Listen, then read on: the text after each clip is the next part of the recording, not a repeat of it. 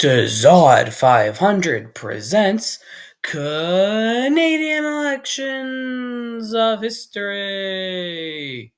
The 41st election in Canadian history took place on the 2nd of May 2011. This was the first election that I personally was alive for, although I don't remember that much because this is kind of like what I looked like in 2011. But anyways, after leading Canada for the past 3 years, Stephen Harper made two very controversial decisions, which was the controversial prorogation of Parliament in December 2008, which ended an attempted opposition coalition, and the second a year following, which prompted public protests. Following the first prorogation, the new Liberal Party leader, Michael Ignatieff, who actually spent most of his time outside the United States and would even make remarks suggesting that he was actually more aligned with the Americans than Canadians. While away, the only thing he missed about Canada was Algonquin Park.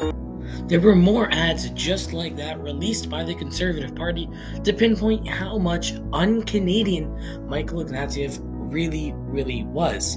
And Canadians obviously don't want anyone who's not a Canadian to be their prime minister. So Michael Ignatieff got a lot of heat for this by the public. We might even have to engage in certain forms of targeted assassination. But Michael Ignatieff's own blows weren't solely in the media department. He made some really astonishing political moves, like trying to force so many non-confidence votes on the Harper prime ministership. In September 2009, he reported that his attempt to overthrow the government and have a new election was a miscalculation, as polls showed that most Canadians didn't want another election after they had just had one the year prior. Ignatieff's popularity, as well as that of Liberals even, dropped off considerably immediately afterwards. In 2011, Elections Canada laid charges against the Conservative Party, alleging contraventions of the Canada Election Act 5 years earlier. This issue, along with the Bloc Québécois announcing his intention to vote against a budget that Stephen Harper was proposing, unless it contained numerous changes, including $2 billion in compensation to Quebec for harmonizing PST and GST, and funding for a new NHL arena in Quebec City, increased the speculation that there would be an election called soon, as the Conservatives rejected the Bloc's demand as blackmail. On March 9, 2011, Speaker of the House of Commons Peter Milliken ruled that Bev Oda, a minister of the Crown, and separately, the cabinet itself could both possibly be in contempt of Parliament. The latter for its ongoing refusal to meet opposition requests for details of proposed bills and their cost estimate. Milliken directed both matters to the committee and set as the deadline for its report the 21st of March 2011. One day before the budget was supposed to be tabled. The committee found the government to be in contempt of Parliament. The vote divided along party lines, with the governing but minority Conservative members of Parliament opposing the findings and issuing a dissenting report. After the committee released its findings, opposition leader and head of the Liberal Party, Michael Ignatieff, proposed a motion of no confidence against the Crown in Council, and on the 25th of March 2011, the House of Commons voted on the motion, and the majority agreed, by a margin of 156 to 145 with the committee's conclusions. The Liberals turned out to be the biggest chokers in Canadian history after in May 2009, they looked like they were going to form the next government, beating both the Conservatives and of course the NDP in the polls.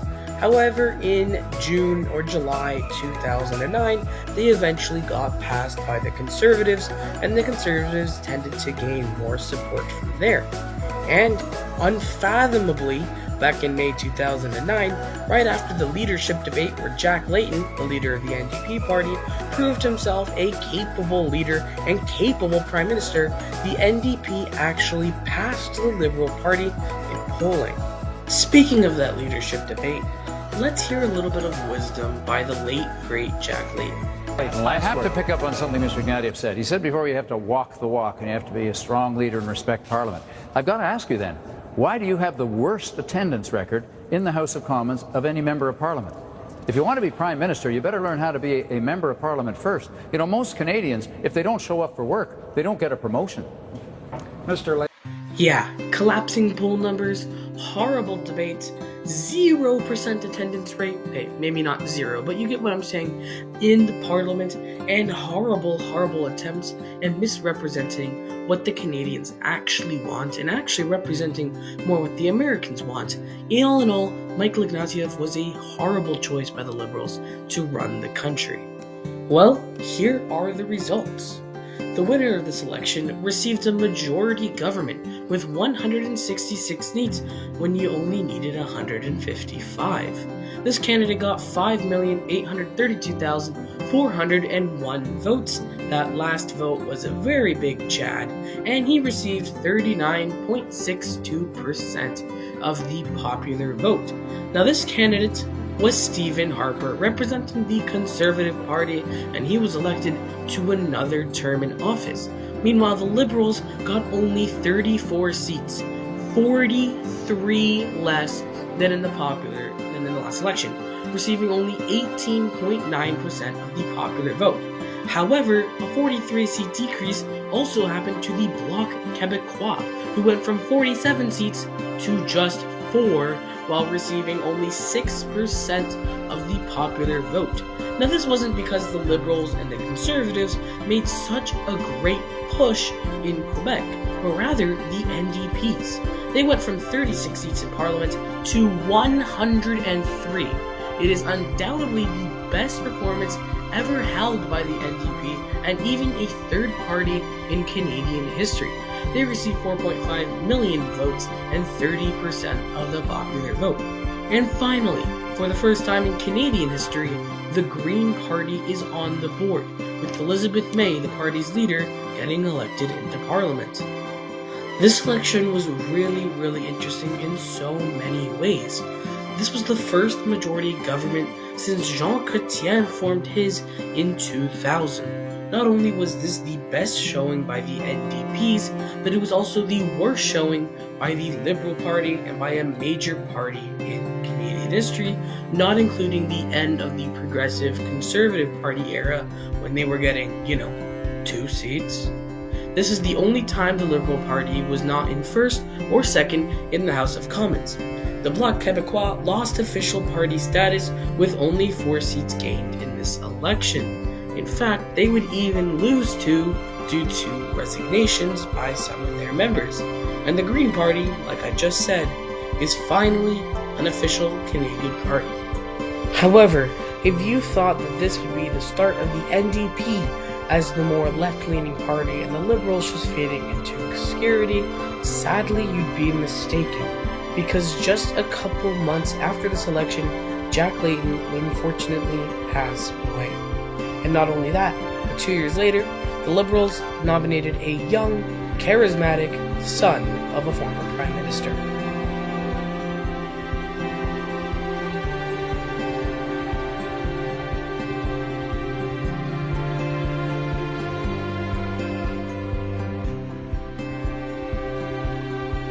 And I'll see you guys for the election of 2015.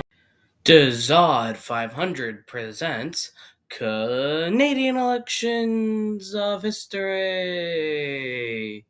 The 42nd election in Canadian history took place on the 19th of October 2015.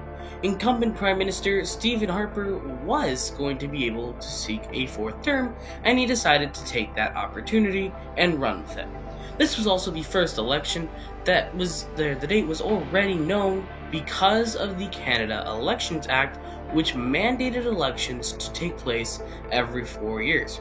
The writs of election for the 2015 election were issued by Governor General David Johnston on the 4th of August. At 11 weeks, the ensuing campaign was one of the longest in Canadian history.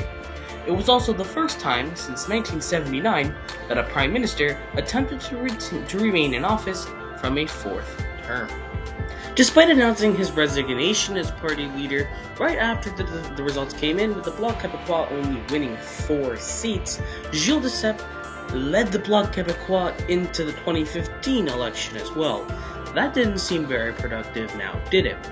When it comes to the NDP, their iconic leader Jack Layton had died, and they had shuffled a couple leaders before settling with Tom Mulcair on the 24th of March in 2012. On the 14th of April 2013, the Liberal Party held a convention to find out who their new leader would be after Michael Ignatieff led them to a historic defeat, winning only 32 seats from the last election. However, they elected someone really popular, and really someone who resonated with the Canadian people, Justin Trudeau. Yes, you got it, the son of former Prime Minister Pierre Elliott Trudeau. And it's Trudeau that I really do want you to focus on for this video. He went from taking a third place party into a candidate for a majority government. He was very popular and gained a lot of fame due to his last name. He didn't really have that much interest in politics beforehand, but after giving a speech at his father's funeral back in 2000, many people thought a career in politics was on the cards for him, and that's essentially why he tried for the Liberal leadership in 2013 and won it pretty astoundingly. He was very popular, and the people really seemed to enjoy him. One party that was definitely not going up and up was the Bloc Québécois. Having won only 4 seats in the last election, thanks to Jack Layton and the NDP's massive attempt to win Quebec into the NDP side, the Bloc Québécois was losing interest and influence fast. They actually lost 2 of their seats that they had won, so 50% of their seats were no longer in their control, but went to the Strength and Democracy Party, which was not accounted for in any circumstance in this election, although I'm pretty sure they thought they were big shots. As you can see by this graph here, the Conservatives were the favorite to win for about a year before them and the NDP were getting intertwined. However, almost immediately after Justin Trudeau became the leader of the Liberal Party, it was only the Liberals who were pulling ahead for the rest of the time until the election. That really showed how much people thought Justin Trudeau resonated with him. On the other hand, the Bloc Québécois, who was traditionally not horrible in Quebec, was polling less than the Greens at most points. That's kind of embarrassing considering the Greens had never gotten higher than 2 seats up until this point. The Conservatives really had a good chance of winning this election. In fact, they were very popular. However, if it wasn't for so many of their candidates not being really good and not being able to compose themselves, they may have had a chance at winning. Like Hokaloga candidate Augustin Ali Kitoko was removed as a candidate after sharing a Facebook photo album from New Democratic leader Tom Mulcair. But that's not the worst of it. On September 7th, 2015, the candidate for Toronto Danforth, Tim Doughted, was forced to resign his candidacy after it was discovered he was YouTuber user Unicollar, who had uploaded videos of himself pretending to have sexual reactions while on the phone with female customer service representatives and mocking people with mental disabilities. By-elections in and out of the 2011 the 41st Parliament of Canada had even shown that the Liberals were going to get a majority here, because Justin Trudeau and the Liberals had only 34 seats won in the previous election, yet they were at 36 at dissolution. The Conservatives sat at 166 before going down to 159 at dissolution. Tom Mulcair and the New Democratic Party had 103 seats before going down to 95, and as of course I told you the Bloc, they were at 4, now they're at 2, but Elizabeth May won 1 seat and actually got up to 2. So that was really good for her. I bet she felt really proud of herself. With opinion polls going his way, and what seemed like most of the Canadian population backing him, and of course more seats to win, as this was the first election where Canada got its iconic 338 seats redistribution, Justin Trudeau was feeling really good about his chances of not only winning or even getting into opposition, but of getting an outright majority. Was he right here? Let's see. Well, let's see right now. The winner of this election got 6.9 million votes, with 39.47% of the popular vote. they managed to win 184 seats, which is the second most in Canadian history, just after 1949, with Liberal candidate there, Louis Saint Laurent, won 191 seats. And the winner is, well, you probably predicted, it was Justin Trudeau. He got into government to become the 23rd Canadian Prime Minister. This was the second time in Canadian history that a party went from third place to first place, the first being in 1925, when the Conservatives were in third place after losing the 1921 election to winning 1925's election. The Conservatives went from 159 seats to 99. The New Democratic Party went from 95 seats to 44. The Bloc Québécois was the only other party that gained seats that wasn't the Liberal Party. They went from 2 seats to 10, an increase of 8. And Elizabeth May lost the extra seat, unfortunately. That must have been a real blow, wouldn't it have been? Following the election results, Stephen Harper immediately conceded to Justin Trudeau and resigned as leader of the Conservative Party, although he did serve as the interim leader until Justin Trudeau officially took office on the 4th of November in, 2015, obviously. The Bloc Québécois leader, Gilles Duceppe, resigned just a couple days later on the 22nd, and the NDP Tom Mulcair leader, he stayed on, although he was eventually forced out. And in true Giga Chad fashion, the only one of them to have not resigned their leadership was Elizabeth May. And obviously Justin Trudeau, but just give it to her. She lost her seat, okay? The Liberal Party's increase of 148 seats from the previous election was the largest ever numerical increase by a party in Canadian elections. Prior to this campaign, the Liberals had held only 36 seats, the fewest seats ever held at dissolution by any federal party that went on to win the following election. The Liberals also became the first federal party in Canadian history to win a majority of seats without having been either the governing party or the opposition in the previous parliament. There was a massive increase of turnout in this election. This had the highest amount of voter turnout since 1993. Every party represented in the House of Commons except the Liberal Party recorded a decrease in its popular vote share. There was an increased voter turnout amongst all age groups. The largest was amongst eligible voters aged 18 to 24, which increased 18.3 points to 57.1%. Elections Canada reported that this was the biggest increase in turnout amongst this age group since it began making demographic turnout estimates. One of the main contributing factors as to why Justin Trudeau actually won this election is because he promised change. He promised to reform the way that Canadians vote. And you're going to be able to see in the next election if he actually does that with his majority. As of March 2025, this election marks the only time since 2004 that the Liberals won the popular vote. And I'll see you guys for the election of 2019.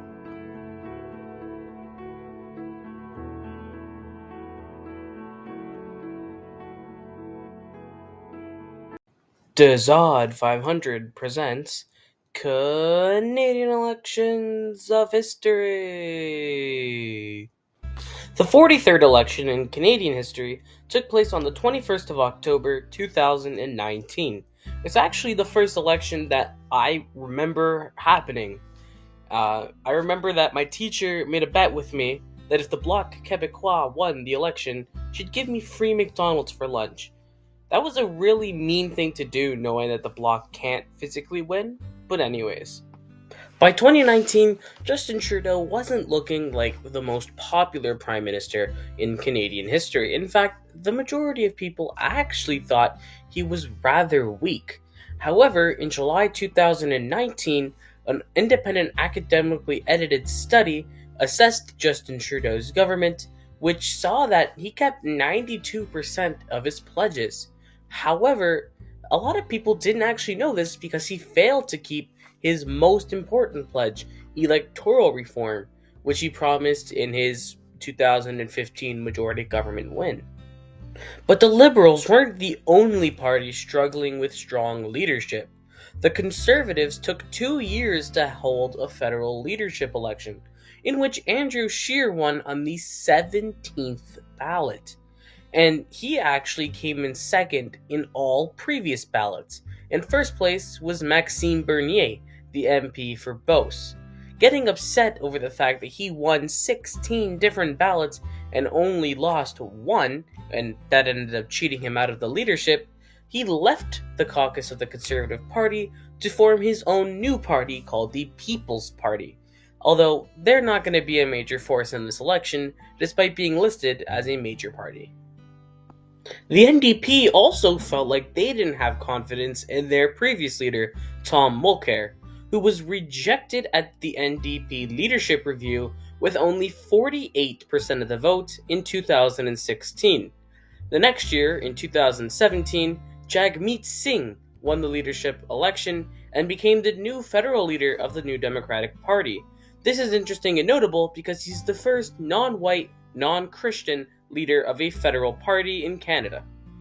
But no party can complain about insufficient leadership more than the Bloc Québécois, because their longtime leader, Gilles Duceppe, who hadn't been longtime for 2015 because he came in and then he resigned immediately after the election, the Bloc Québécois had quite a few different leaders before appointing their new one. They went through Réal Fortin, who was in there for just over a year, before being replaced by Martine Ouellet, who was in there for again just over a year, and was vacant for 2 days in June before the party president, Mario Beaulieu, came in as the interim leader, before finally being replaced with Yves-François Blanchet in 2019 in the leadership election with no opposition. A lot of Canadians were embarrassed when pictures emerged back from a couple of decades ago when Justin Trudeau used apparent blackface. This caused a huge controversy and nearly costed the Liberals the election. This frustration directed at the Prime Minister was evident in polling. Trudeau went from consistently winning polls up until about mid-2018, where the Conservatives finally took over against the Liberals in the polls. Justin Trudeau then held some sort of a lead over the Conservatives before eventually being passed just before the election in opinion polls. But both the People's Party and the Conservatives did tend to agree on quite a few things. Privatization. The Conservatives were all about privatizing the Trans Mountain Pipeline, and the People's Party supported that as well, but they also supported privatizing Canada Post and the CBC. In total, there were 4 debates that ended up happening. The first one was held in Toronto by Maclean's and City TV, with the Liberals refusing to attend. The Conservatives, the NDPs, and the Greens were the only ones that showed up that night. However, on the 2nd of October, TVA held a debate in French, where everyone, except for the Greens and the People's Party, was present there. But however, on the 7th and on the 10th, the Leaders' Debate Commission held debates in English and French, where all 6 major party candidates attended. Jagmeet Singh had some very harsh words for the People's Party leader, Maxime Bernier. This debate tonight, I think people can clearly see why I didn't think you should deserve a platform. The comments that you're making, the type of things you say, there's one thing to say that you disagree with somebody, that's fine. But when you incite hatred, when you incite division, no, I don't. It's not true. You cannot say that. You insult a young girl, I just want to have a debate. Ask about her mental stability. It shows a lack of judgment. You don't deserve a platform, and I'm happy to challenge you on that because your ideas are hurtful to Canada. I will always work to build unity and bring people together. Unity for people. Before we talk about the results, I just wanted to note that Aaron Weir, who was an MP for the NDP, but was then kicked out of the party, decided to declare allegiance to the Cooperative Commonwealth Federation, the party who hasn't existed since 1961. This is technically allowed because a party doesn't have to be registered with Elections Canada in order to have MPs declare their allegiance to it. Well, here are the results. 67% of Canadians went out and voted in this election, giving the winner of the election 6 million votes, and that equals to 33% of the popular vote. That equals to 157 seats, which is not quite enough for a majority, but it is enough to win a minority government, and that'd be re-electing incumbent Prime Minister Justin Trudeau. This was actually interesting because he did not win the popular vote. Andrew Scheer and the Conservatives got 34% of the popular vote. The Bloc Québécois soared right back into third place, gaining 22 seats to get 32 seats won in this election. The NDP went down from 39 to 24, while the Green Party picked up an extra seat and went to their all-time high of 3. Maxime Bernier's People's Party lost Maxime Bernier's seat of Beauce, and they are officially out of the House.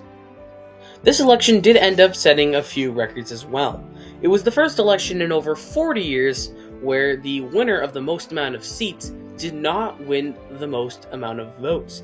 This last happened in 1979, with Trudeau's father, Pierre Elliott Trudeau, winning more votes than Joe Clark, but not ending up being able to stay in power. This is also the lowest amount of percent of the vote, with only 33, that someone ended up forming a minority government with up to that point. Having ruled out a potential coalition with the NDP, and being frustrated the fact that he wasn't able to pass anything he wanted to, Justin Trudeau called an early election for 2021.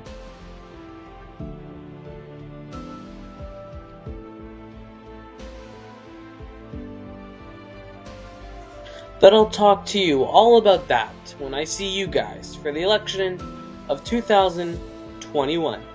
Dazod 500 presents Canadian Elections of History.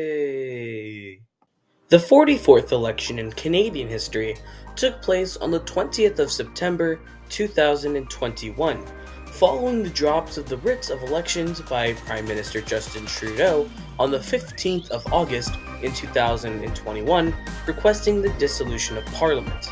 The reason why he called this was because Mr. Trudeau was frustrated with the fact that he didn't have a majority government anymore and couldn't even govern like he had one because he was still quite far away from the threshold of getting into a majority. So he decided to call this election early because he believed that the Liberals were going to get a massive majority because of how he handled the COVID pandemic. COVID-19 started in 2019, but didn't actually affect anyone until 2020, when the government decided to mandate a lockdown and vaccines, which went over not so well with many young conservatives. Despite the fact that, yes, the Liberals were winning in the polls, but support from the general public is definitely temporary, and as soon as he called this election, practically his poll numbers started to diminish. Because think about it, there's so many people struggling to get around, and this Justin Trudeau calls an election in the middle of a global pandemic. What, so that he can increase the amount of seats and the amount of power that he has over everybody? Following his defeat in the previous election, on December 12, 2019, Conservative leader Andrew Scheer decided to resign. In the resulting Conservative leadership race ended up being won by the Durham MP, Erin O'Toole.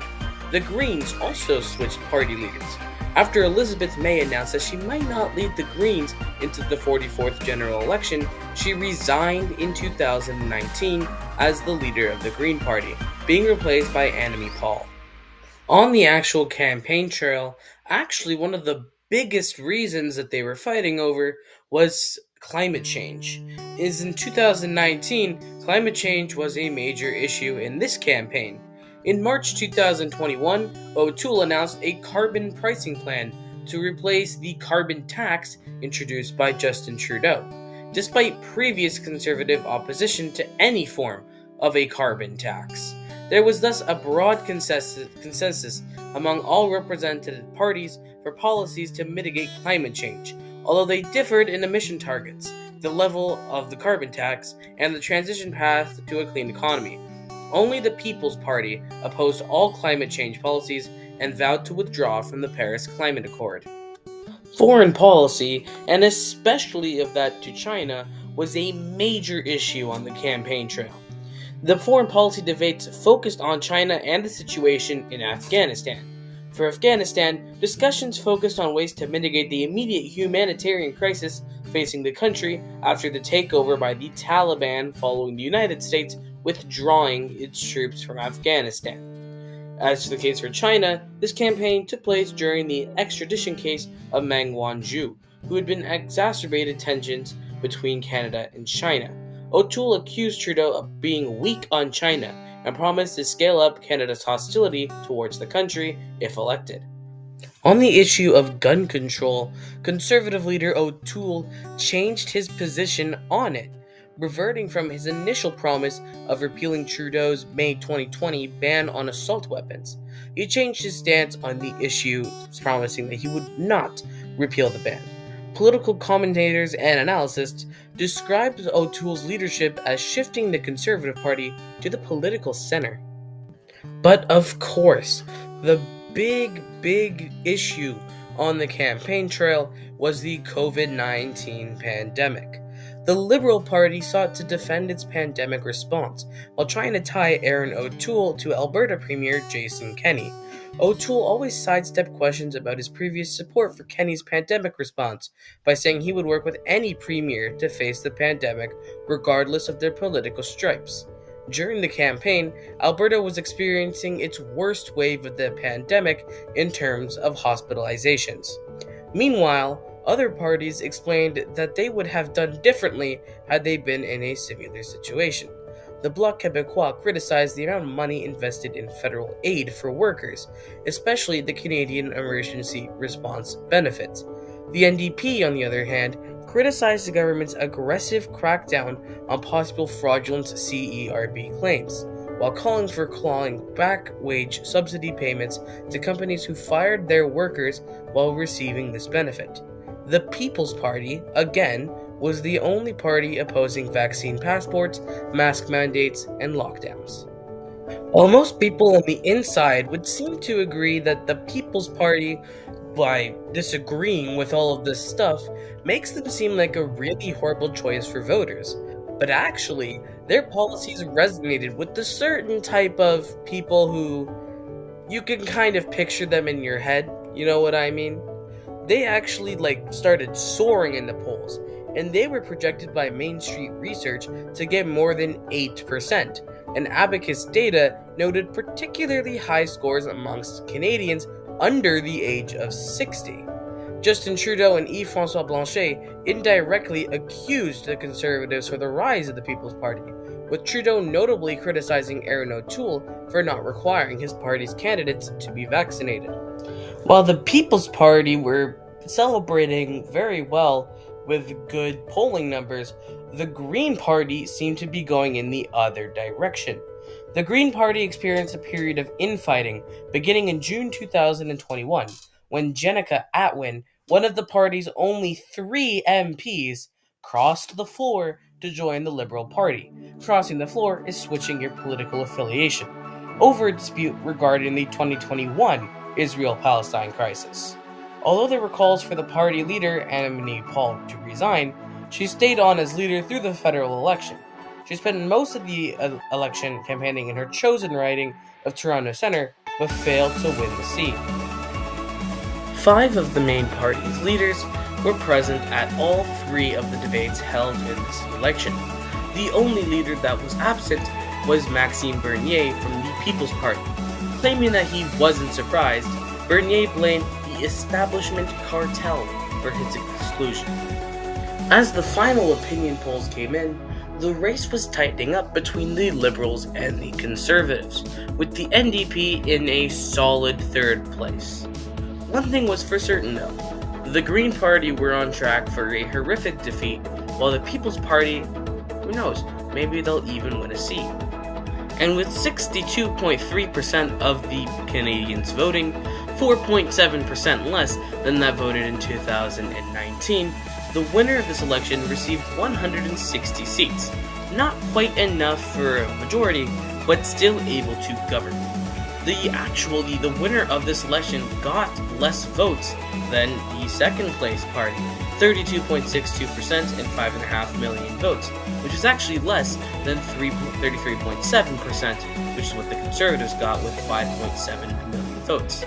So the winner is actually going to be Justin Trudeau, winning a third straight consecutive term.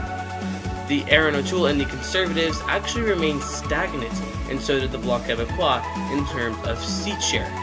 Surprisingly, however, the Green Party also remained stagnant, staying at 2 seats, although they went down by 4.2% in the popular vote, most of it seemingly going to the People's Party, who went up 3.32% to 5% of the popular vote, winning 840,000 votes, although they didn't quite get a seat. This is the lowest percentage of votes that someone has ever received and formed a minority government. Justin Trudeau obviously stayed on as leader following the election, but surprisingly, so did Erin O'Toole. Well, at least he didn't resign. Instead, in 2022, he was kicked out by a caucus vote. The only party leader to voluntarily resign following the election results were Annamie Paul, sensing that her leadership was kind of the problem. She resigned, and Elizabeth May, surprise, surprise, came back to rule the party. After seeing the election result and what a hassle it was to vote, a lot of Canadians were really upset with Justin Trudeau. I mean, he calls this election hoping to get a majority government, and he only goes up by literally 5 seats. It is the biggest shift the party got as well, just 5 seats. So a lot of people now are really mad at him. And because he doesn't want to call another election, which he would almost certainly lose, he had decided to go into a supply and confidence deal with Jagmeet Singh and the New Democrats in April 2022.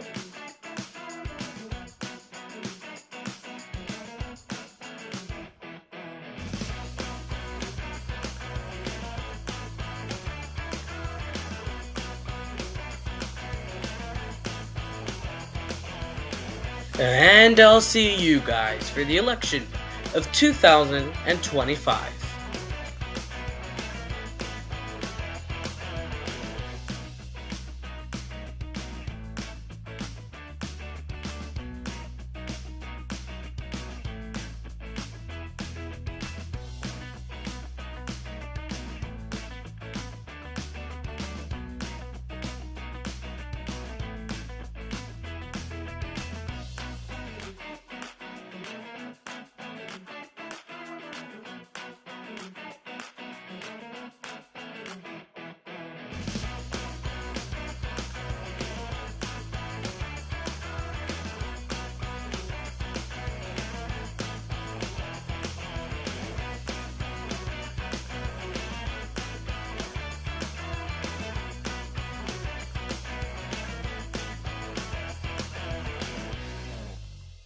Dazod 500 presents Canadian Elections of History. The 45th election in Canadian history took place on the 28th of April 2025. However, it wasn't always clear what day it would take place on. Since 2007, Canadian elections could only take place no longer than the third Monday in October, 4 years after the previous one, meaning this election would take place on the 20th of October. However, Prime Minister Justin Trudeau tried to push back the election until the 27th to avoid conflict with Diwali and local elections in Alberta. However, the Conservatives, led by their new leader, Pierre Poilievre, disagreed, saying the real reason behind Trudeau wanting to push the date back was because he tried to not allow several MPs, most of which Conservatives, from receiving their pensions. As I alluded to earlier, the Conservative caucus overthrew leader Erin O'Toole and replaced him with Candice Bergen until the Conservative leadership election on the 10th of September 2022. I actually remember this leadership election quite well because it was the first time that God Save the King was played as the royal anthem rather than God Save the Queen, following Queen Elizabeth II's death on the 8th of September 2022. Pierre Poilievre won the election with 68% of the total points in the first round. And later came out that India, who are now our adversaries, rigged the election in Poilievre's favor, first with ousting Brampton Mayor and former Ontario PC leader Patrick Brown, and then by shifting results in Poilievre's favor. However, it's very, very unlikely that this meddling had any effect at all on the results. Heading on to the Liberals, their government grew increasingly unpopular in the time frame. They were consistently losing in almost every poll, with the last time a Liberal won an official poll being an Léger poll on the 29th of May 2023, having the Liberals on a 2-point lead. Trudeau grew increasingly unpopular after the Canadian economy felt stagnant to most Canadians following the COVID pandemic. There was a massive inflationary crisis, a housing shortage, and a popular Conservative leader attacking the Liberal government at every turn. When most Canadians were already struggling to buy a house or their groceries, Trudeau committed political suicide by hiking the carbon tax rate from $65 per ton to $80 per ton. Poilievre made sure to criticize this decision and made sure everybody knew about it. Trudeau also didn't help his case when in September 2023, Trudeau and Speaker of the House Anthony Rota were seen applauding Yaroslav Hunka. They believed he was a World War II veteran who fought on the side of the Russians. However, he turned out to be a Nazi during World War II. This led Trudeau's opinion polling to decline even further and led to the resignation of Anthony Rota as Speaker of the House. This led to the temporary replacement by Louis Plamondon, a member of the Bloc Québécois, for 6 days before eventually being replaced by Greg Fergus. Greg Fergus, from the outside looking in, seemed to show a bias towards the Liberal Party. Many conservatives point to his kicking out of Pierre Poilievre from Parliament on the 30th of April 2024 for calling Prime Minister Trudeau a wacko. This made a lot of conservatives very mad, and they turned on the speaker. However, the political cracks began to show on the 24th of June 2024, where a by-election was held in the riding of Toronto-St. Paul's. Toronto-St. Paul's was a very, very safe Liberal stronghold for over 30 years when Barry Campbell flipped it. Incumbent MP Carolyn Bennett stepped down to accept the ambassadorship to Denmark. Liberal candidate Leslie Church was still tipped to win. However, Conservative Don Stewart remarkably won the seat by less than 2%.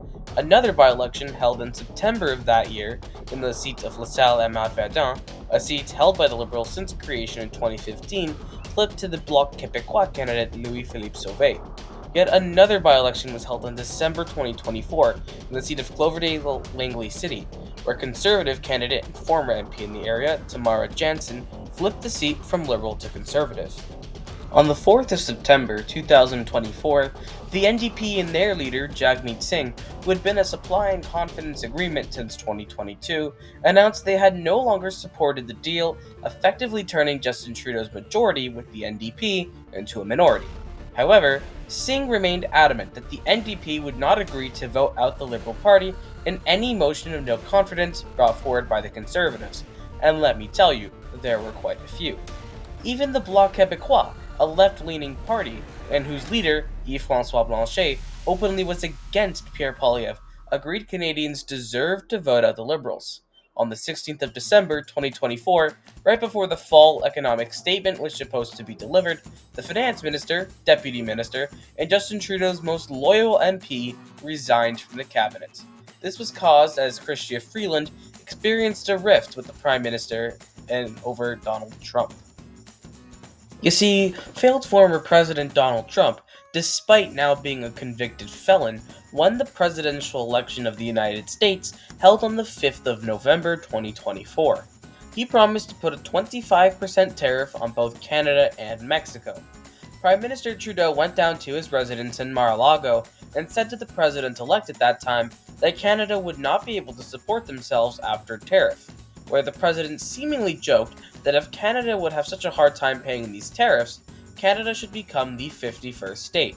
While this was accepted as a joke for the longest time, the Canadian people and government finally realized that he may not have been joking. This led to Pierre Poilievre, who was polling firmly in the lead, to lose his polling lead very quickly. However, this couldn't have been possible without Justin Trudeau's somewhat shocking resignation on the 6th of January 2025. This was almost certainly called because of Pierre Poilievre's massive lead in the polls and the resignation of Chrystia Freeland, dividing the party to the point where the Liberals were on track to lose official party status for the first time in Canadian history. 6 people officially ran in the race to replace Trudeau.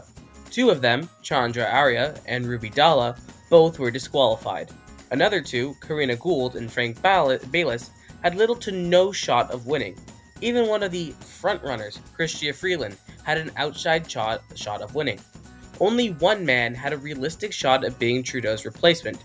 He was the former governor of the Bank of Canada and England, Mark Carney. His name was circling around in the media for weeks before Carney initially announced his intention to run, and even before Trudeau officially resigned, never mind. Carney easily smashed the leadership election, which was the first time I ever got to vote in an official capacity, winning 87% of the vote, with Freeland only winning 8%. While by that time, the Liberals had already recovered in the polls according to an ECOS poll showing a 1.4 point lead in February, Mark Carney's swearing in made the Liberals soar into easy majority territory. After scrapping the consumer carbon tax on his first day in office, Pierre Poilievre's 2 major attacks on the Liberals were gone: Trudeau and the carbon tax.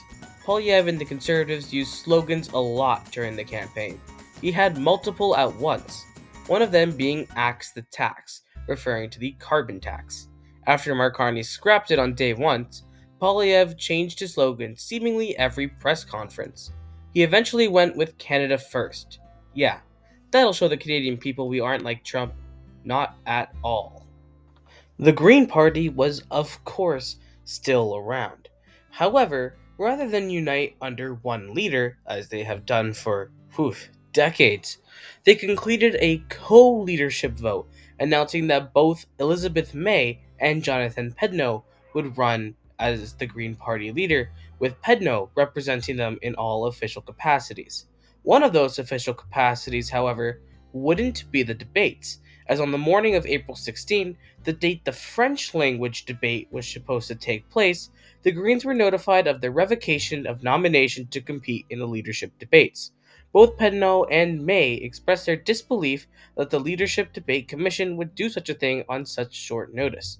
Another familiar face absent from the debate was Maxime Bernier, leader of the People's Party, who, even though received 800,000 votes in 2021, were expected to get significantly less in 2025. Candidates had until the 7th of April to nominate with Elections Canada. However, almost everywhere you went, candidates were dropping like flies. Nepean candidate Chandra Arya was disqualified from running again due to fears of foreign interference. The Ottawa area riding was then replaced by Prime Minister Mark Carney, as he had not previously held a seat, this making him the first Prime Minister in Canadian history to have previously been unelected. Edmonton Gateway Liberal candidate Rod Loyola was dropped after comments were brought to light of him praising organizations such as Hezbollah and Hamas in 2009.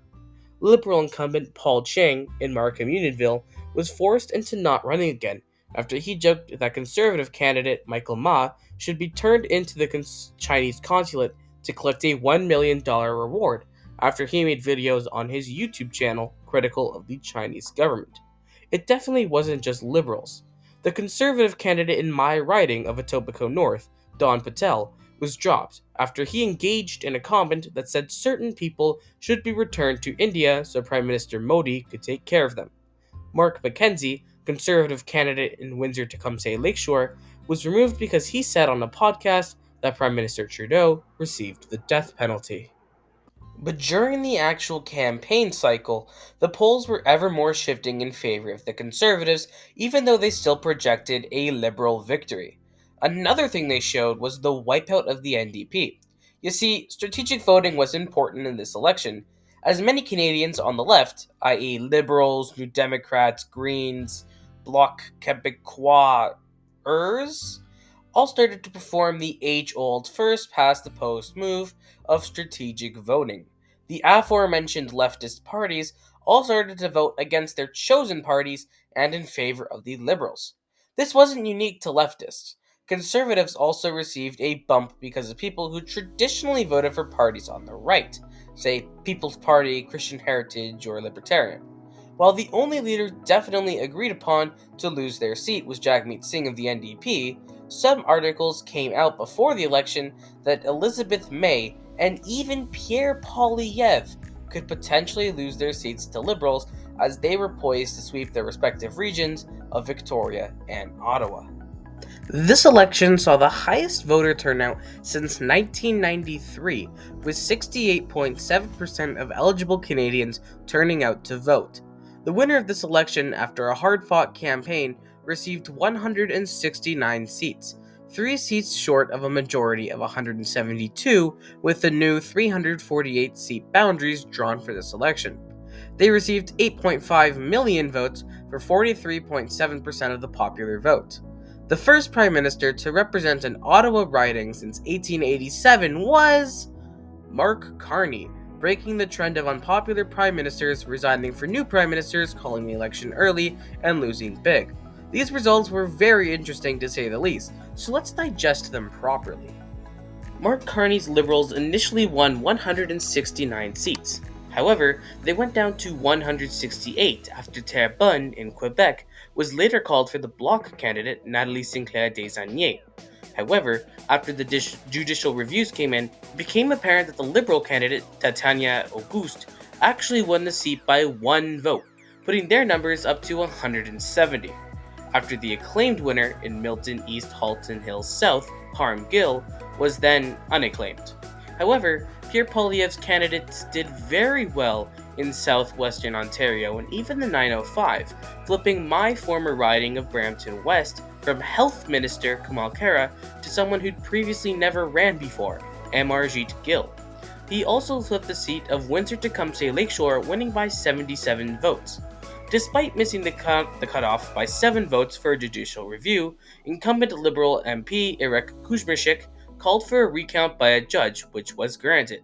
On the 23rd of May, the results came in, showing the Conservative candidate, Kathy Borelli, had in fact won the seat, but only by 4 votes. On the same day, the judicial recount in Newfoundland and Labrador, in the seat of Terra Nova de Peninsulas, came in with a Liberal incumbent, Anthony Germain, initially poised to win 12 votes, lost the seat to Conservative Jonathan Rowe by 12 votes, dropping the Liberals' number down to a final 169 seats. Despite doing well in southwestern Ontario and getting 41.3% of the popular vote, the most since the party's founding in 2003, the Conservatives did not do so well in eastern Ontario, especially in the riding of Carleton. Pierre Poilievre had held that seat for over 20 years when, on a ballot of 91 candidates, Liberal Bruce Fanjoy unseated the incumbent Conservative leader, winning a majority of votes, as opposed to a minority. The Bloc Québécois did go down in seats to 22, but Yves-François Blanchet acknowledged that his party held the balance of power in Parliament and promised to stand up for Quebec's rights. The NDP had their worst result under the name New Democratic Party, winning 6.8% of the vote, 11.5% less than in 2021. The NDP also only won 7 seats, with Jagmeet Singh losing his own as expected. As for the Greens, Jonathan Pedneau defeated in his selected riding of Outremont, and seen as the party's worst vote share since 2000, with only 1.2% of the vote, he resigned as co-leader of the Greens. Speaking of the Greens, Elizabeth May did win her seat. However, their other seat, held in Kitchener Centre by Mike Morris, voted for the Conservative candidate Kelly D. Ritter. Pierre Poilievre lost his seat to Bruce Fanjoy, apparently because of his support for reducing public service and his support of the 2022 Freedom Convoy, which blocked out most of the city. The Freedom Convoy was a mass protest of Canadian truckers, upset with Justin Trudeau for mandating vaccines. Calls for Poilievre to resign as leader grew significantly. However, the Conservative caucus, who had just had 4 leaders in 10 years, had no appetite for a leadership convention. Damien Kurek, member for Battle River Crowfoot, resigned his seat for Poilievre to run in a by-election. Battle River Crowfoot voted 81% for the Conservatives and was the 3rd safest seat that the Conservatives won in the entire election.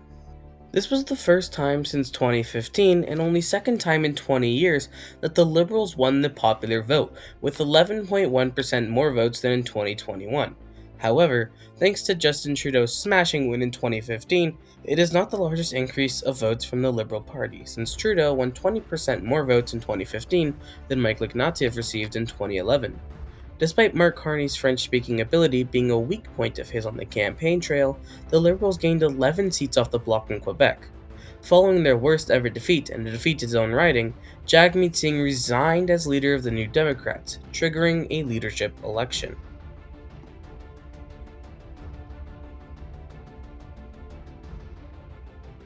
And I'll see you guys for the 46th general election.